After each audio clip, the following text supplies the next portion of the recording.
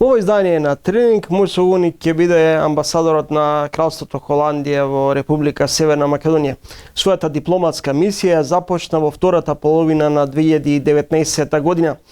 Од тогаш до денес Дирк Јан Коп гостуваше на неколку наврати во ТВ магазинот Тренинг. Речиси во сите разговори се ставаше акцент на борбата против корупцијата и криминалот. Во 2015 година во европските извештаи Македонија беше оквалификувана како заробена држава. Во 2021 таа квалификација премина во хибриден режим по индексот на демократија за во втората половина на 2021 да се направи одреден напредок од хибриден режим во демократија со недостатоци. Како денеска би ја оквалификувале општествената и политичка состојба во државата? Let me start by saying a very happy new year to you and your viewers. It will be an important year for North Macedonia, that's for sure. Recently, in a panel, I was asked whether North Macedonia belongs to the East or to the West. And I think that is not really a question. This is a democracy with a free press, an open and transparent market economy, member of NATO, 70% of trade is with the European Union, 80% of investment comes from the European Union. So this country belongs squarely in the West. And it is a democracy, and of course there are problems. There are problems. And on the way to the European Union, probably the biggest problem is the lack of unity. The proliferation in politics. It is, if you look at other candidate states, and the last example we have is Croatia, there were many problems there, but at least across the political spectrum, people agreed that they wanted to enter the Union and agreed on what was necessary to reach that goal. This is, I think, in this country at this moment, a major problem, that government and parliament are not fully functional. And to get into the Union, that is highly necessary. But there, in my mind, there is no question that this country is a democracy. Сведоци сме на заслепена правда. Недоверба во судството, многу висока, поточно речиси само 8% од македонските граѓани веруваат во македонското судство. Сведоци сме на директни партиски линкови, на судии кои испорачуваат свој сметки, свој барања.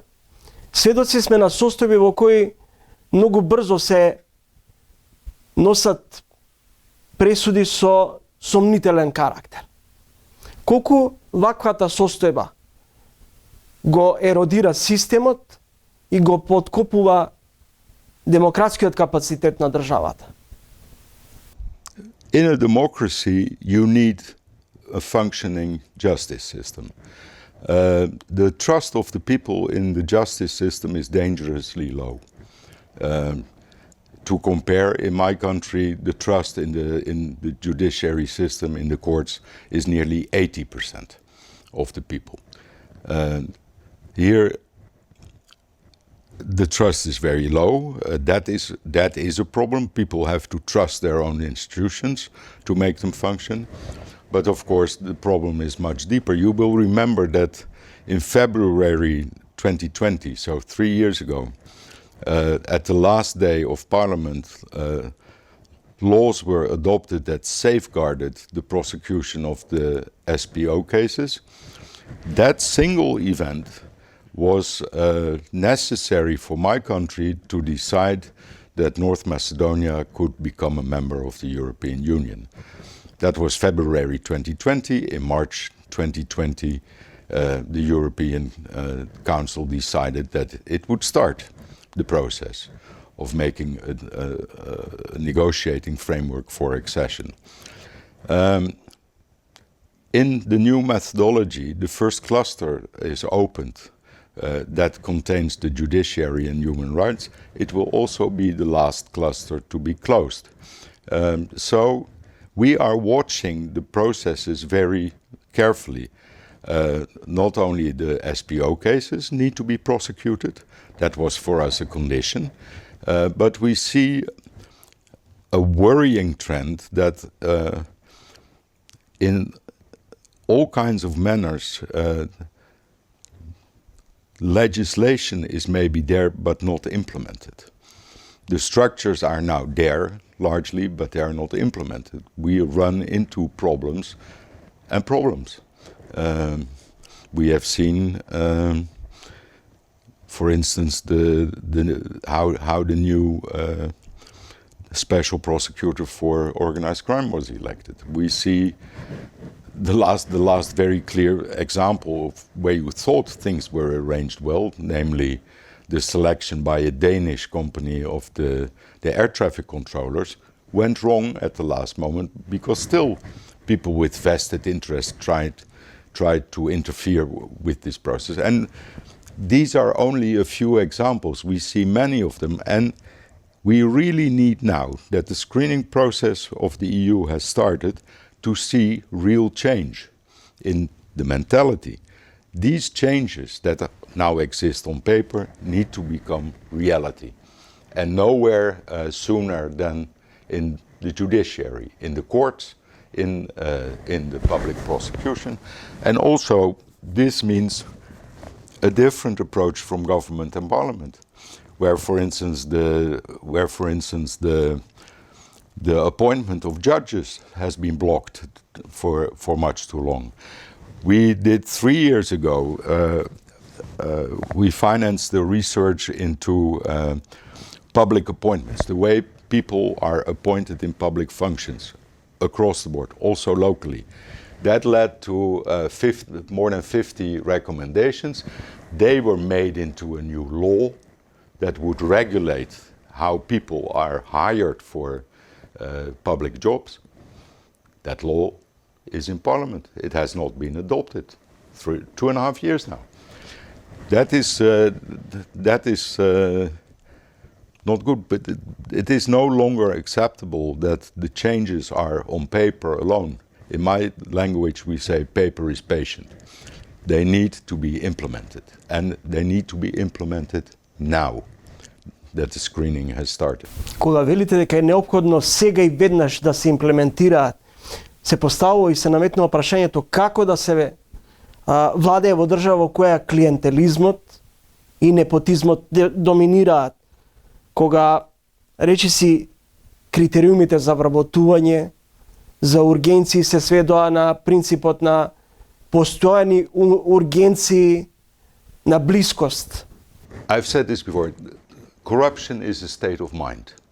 It is not a coincidence that the countries with the lowest corruption in the world are also the greenest and the cleanest.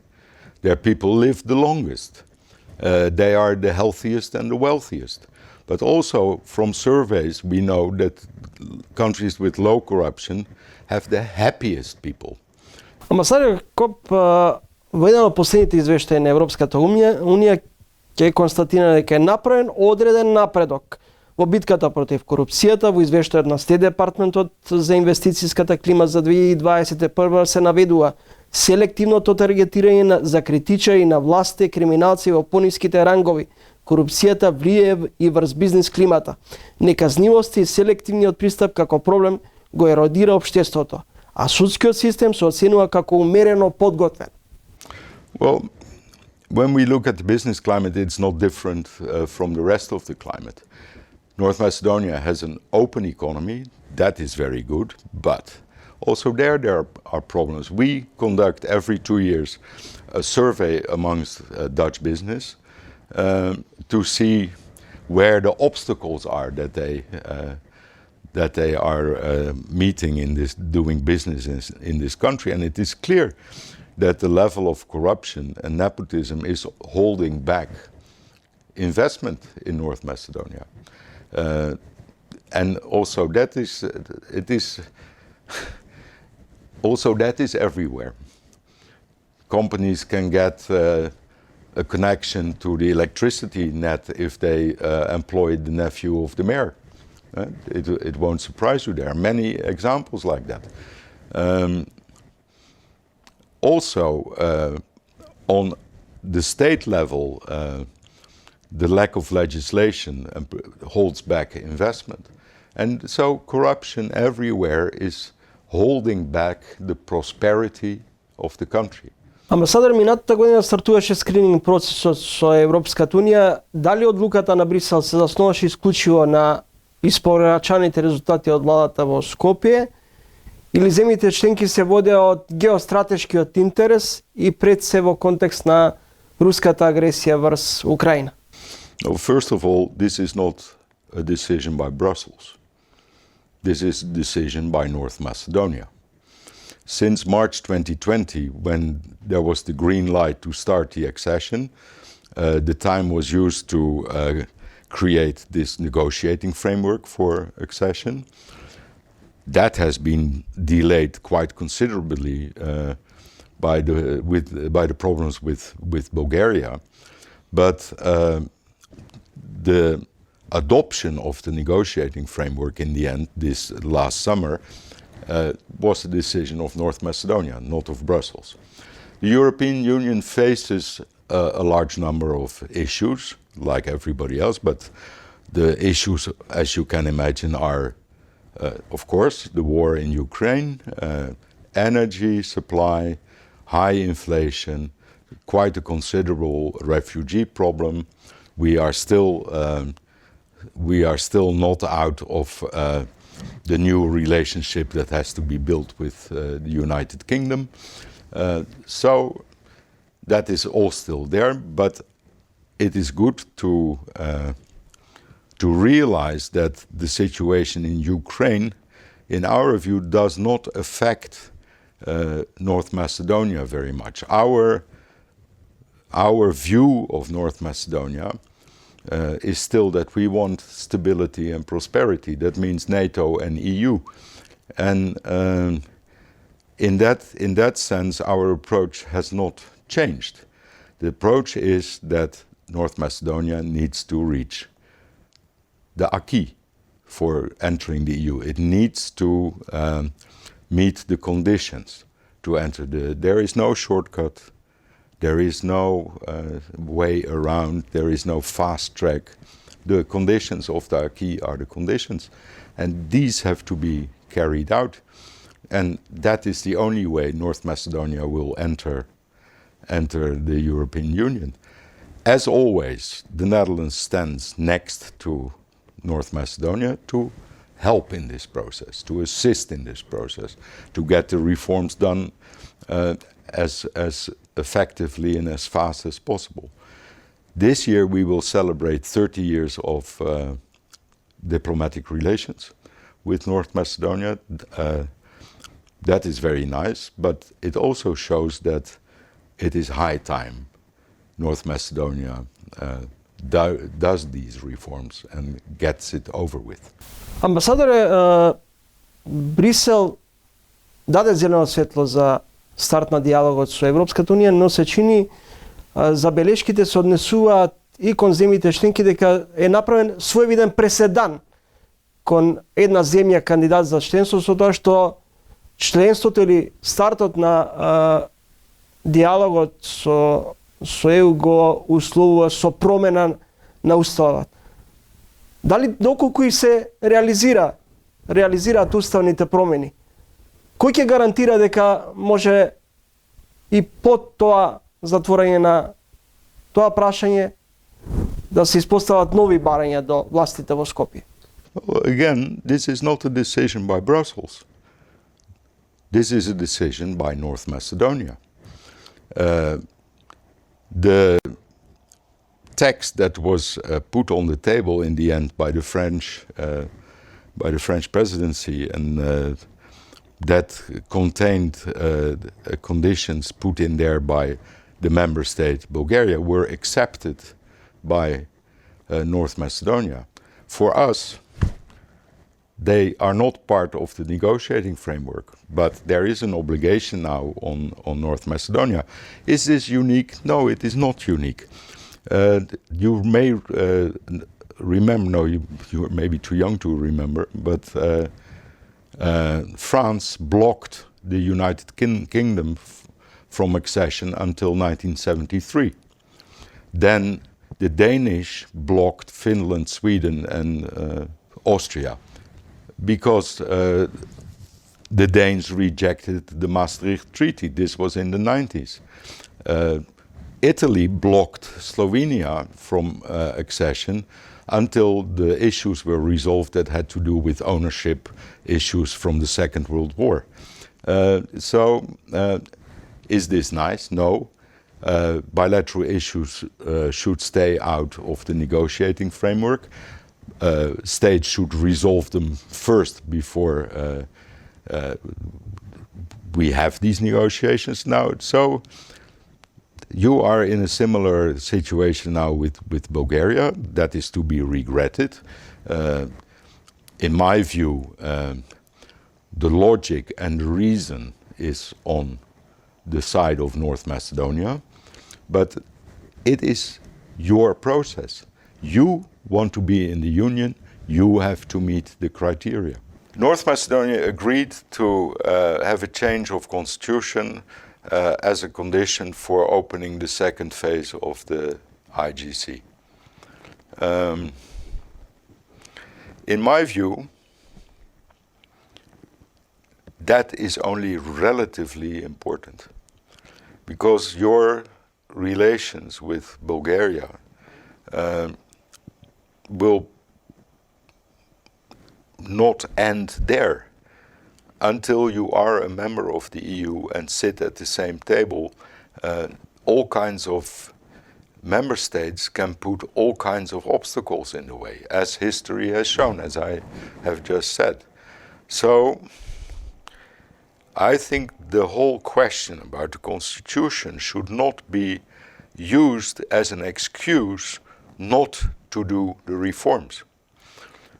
The reforms, in my view, could have been implemented already earlier, but it is now crunch time. The screening has started. We cannot have this process disrupted anymore. We can't have any more air traffic controllers where people try to get their own children in the job. It has to stop. And that has nothing to do with Bulgaria. That is a process that should take place here in this country. Whether or not you have a formal IGC with the European Union, there is nothing to stop you from carrying out these reforms. And yeah, the constitution again, this is a matter of working together, for the government and parliament to work better together. If you all want, and they all say they want to be in the European Union, then they should show us that they want to be in the European Union, opposition and government. And it can be done. It is not that difficult to change the constitution, the preamble, and it is also not that important. You already have a number of minorities written into the constitution. So one extra shouldn't be a problem. Parties say it's not a problem. The Bulgarians will be happy. I still don't understand why the 47 people who in the census last year said they were Dutch will not be in your constitution, because if the minorities are in, why not us? But no, if there is a real political will to go forward with the union, then change the constitution. But if there is no possibility to change the constitution, then that is no reason to stop the reforms. Веројатно промената на уставот се наметнува како клучно прашање за оваа 2023 година. Дали внесувањето на бугарите во преамбулата се главен услов за продолжување поточно за отворање на поглавијата со Европската унија? Well, ideally, the screening, the first phase of the IGC, the screening phase, will end by the end of this year. So for the second phase to start, the real negotiations on the chapters, ideally by then the constitution has been changed, because it is in the way. That's the time frame. But what we run again the risk, as happened before in this country, that a date will be built up and get enormous symbolic significance, and there is enormous emotion and drama, and really it's not that important. You remember in October 19, when the Council failed to reach a decision on North Macedonia's membership, Prime Minister Zaev stepped down. And we had the whole elections, technical government, etc., etc. That was October 19.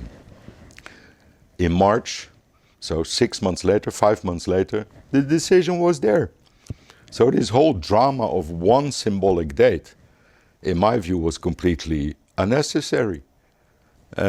Now again, we shouldn't build up all kinds of expectations around the date of the change of the constitution. The process should go on, and the process will get you into the union. How fast? That's up to North Macedonia. When people say 2030, again, you have a symbolic date. It's maybe good. It's maybe good to give people the expectation. But what if it is 2029? What if it is 2031? Is that a drama? No, it is not. As I said, the safe EU harbor is in sight. The ship will get there. How fast is up to you.